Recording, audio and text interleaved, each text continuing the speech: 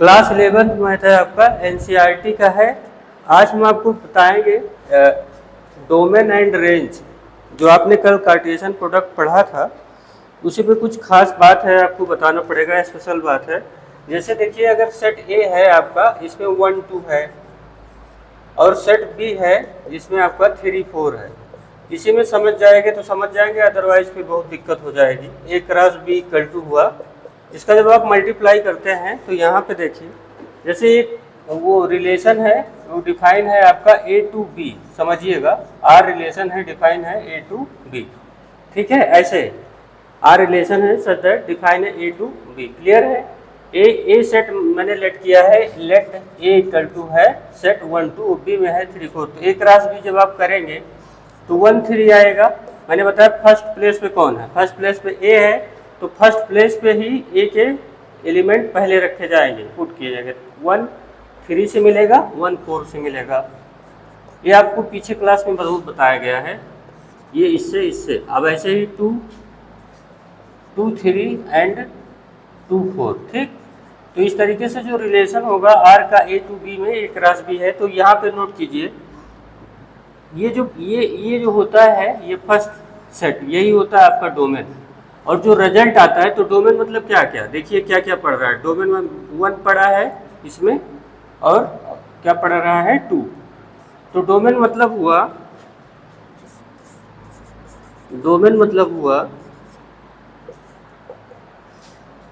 In ordered pair first element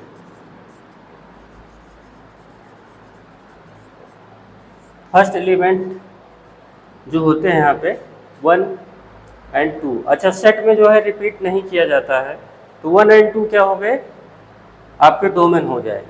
domain का सीधा मतलब होता है, जैसे पिस्टल है तो उसमें जो गोली भरनी है तो कहाँ से उठाओगे, यहाँ से यहाँ तक, ये डिफाइन है। थोड़ा ट्रिक से बता रहा हूँ। तो ये जो फर्स्ट वाला सेट होता है यही आपका डोमेन होता है, यही आपका उसमें गोली का काम करेगा, ठीक है। और जो फायर होके निकला ना, वो क्या हुआ, रेंज। तो देखिए 1 पुट करने पे क्या आया, 3, ठीक है। तो रेंज बेसिकली फायर है आपका, कितनी रेंज तक जाएगा। तो रेंज का मतलब होता है सेकंड सेट, रेंज का मतलब हुआ second element of the ordered pair. ये समझ गए। तो जो आपका कार्टेशियन प्रोडक्ट होता है, जो फर्स्ट एलिमेंट होते हैं वो डोमेन को दिखाते हैं, और जो रिजल्ट आया 1 को पुट करने पे, तो किसी न किसी रिलेशन के हिसाब से, जैसे रिजल्ट आएगा 3 या 4, तो इसका मतलब क्या हुआ कि जो सेकंड एलिमेंट है आपका ऑर्डर पेयर, वो होता है रेंज। और इसी बी को जो है, सेट बी को एक चीज़ और बोला जाता है, ये तो रेंज बी में भी कंसीडर होता है। और इसे ही एक चीज़ और बोला जाता है, क्या, कोडोमेन। क्या बोला जाता है, कोडोमेन। जैसे को पैसेंजर होता है, आपके बस में बैठा हुआ, आपके साथ में अगर कोई है, आपका स्टूडेंट है, साथ में बैठे हो बस में, तो उसको क्या बोलते हैं, को पैसेंजर बोलते हैं। ऐसे ही इस सेट के पास में जो बैठा है, ये उसका कोडोमेन है, क्लियर है। तो ये हो गया आपका डोमेन और रेंज का कॉन्सेप्ट है आपका।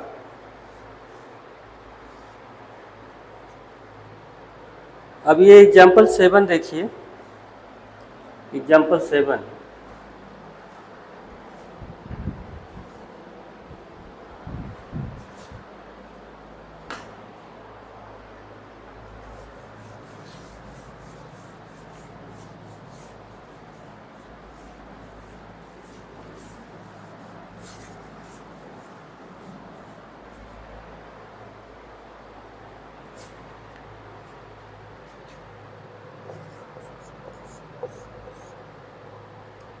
ए इक्वल टू आपका डिफाइन है, सेट है 1 2 3 4 5 6। Define A relation from A to A, मतलब आर का रिलेशन डिफाइन है ए टू ए, मतलब सेल्फ सेट ए से ही डिफाइन है। और कैसे डिफाइन है, ये भी देखिए, R x comma y such that y equal to x plus 1, y equal to x plus 1। तो अपने को इसका एरो डायग्राम बनाना है।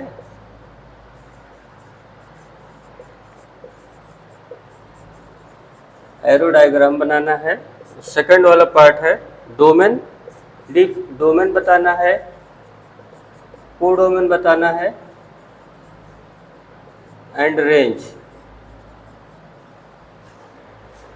देखिए यहाँ पे जो ये सेट फर्स्ट है, ये मैंने आपको बताया था पीछे 1 1 8 2 में, ये ए है तो ए के एलिमेंट आपको देखिए जब इसमें 1 पुट करेंगे तो इसका रिजल्ट क्या आएगा। यहाँ भी ए ही है, नहीं तो बी लिखना पड़ता, ए दोनों है तो 1 यहाँ पे पुट कीजिए, y equal to x plus 1 में यहाँ पे 1 पुट करिए। अब देखिए जो भी पुट होगा वो डोमेन यहीं तो होगा, सेट ए से, यही तो डोमेन का काम करता है। तो x इक्वल टू 1 पुट करेंगे तो आएगा 2, जब 2 पुट करेंगे तो आएगा 3, और जब 3 करेंगे तो आएगा 4, और जब 4 पुट करेंगे तो आएगा 5, और जब 5 पुट करेंगे तो आएगा 6, और जब 6 पुट करेंगे तो आएगा 7। लेकिन ए से ए में डिफाइन है, सुनिएगा, ए से ए में डिफाइन है तो ए का जो लास्ट लिमिट है वो 6 तक है। जब आप 6 पुट कर देंगे तो आ जाएगा 7, जो कि इसकी रेंज से बाहर हो जाएगा, तो उसी में रहना है। तो 1 का 2, 2 का 3, 3 का रिलेशन हुआ 4 से, 4 का 5, 5 का 6, और 6 को कनेक्ट नहीं करेंगे क्योंकि अगर 6 पुट किया तो आपको आ जाएगा 7, और जो कि ए की लिमिट से बाहर निकल जाएगा। ठीक है, ये हो गया एरो डायग्राम आपका। अब यहाँ पे देखिए क्या बोला है डोमेन, तो आपका डोमेन क्या क्या निकल के आया है देखिए। 1 first set of the element 1 2 3 4 and 5, ये आपका डोमेन हो गया। रेंज आपने जो पुट किया उसका रिजल्ट क्या क्या मिला आपको, 2 3 4 5 6, 2 3 4 5। मैंने बताया कि आपने इसको इस गोली को भरा और ये इधर दूर तक गया।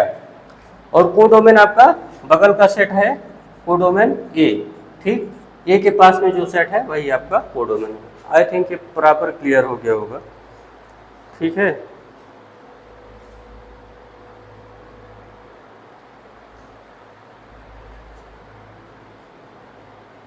अब एग्जाम्पल नंबर 8 भी ऐसे ही है, आप कर लेंगे उसको। एग्जाम्पल नंबर 9 देखिए।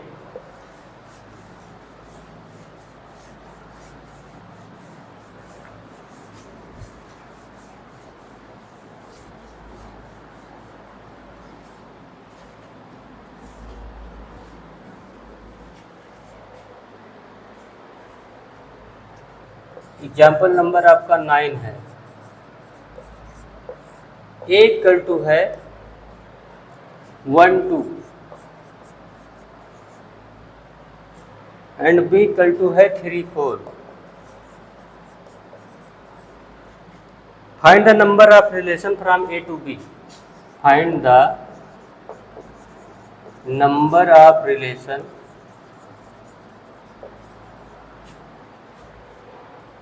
फ्रॉम ए टू बी,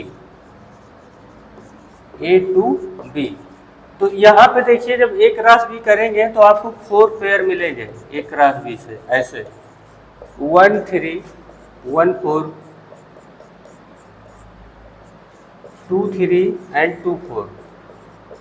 ये आप काफ़ी समझ गए होंगे ये कैसे आया। तो इसमें जितने पेयर होते हैं उतना 2 की पावर कर दीजिए तो उतने रिलेशन हो जाएंगे। तो the number of relation, the number of relation 2 to the power 4। ये कहाँ से आया 4, जितने पेयर हैं, 4 पेयर हैं तो उतना कर दीजिए, उतना रिलेशन हो जाएगा। ठीक, अब आप एक्सरसाइज 2.2 कीजिएगा। थ्योरी आपको बता दी गई डोमेन रेंज वाली ना, प्रैक्टिकल वे से समझाया गया। तो एक्सरसाइज 2.2 आप कीजिए, इसी पे बेस्ड है, नहीं तो हम कल कराएंगे थोड़ा थोड़ा करके।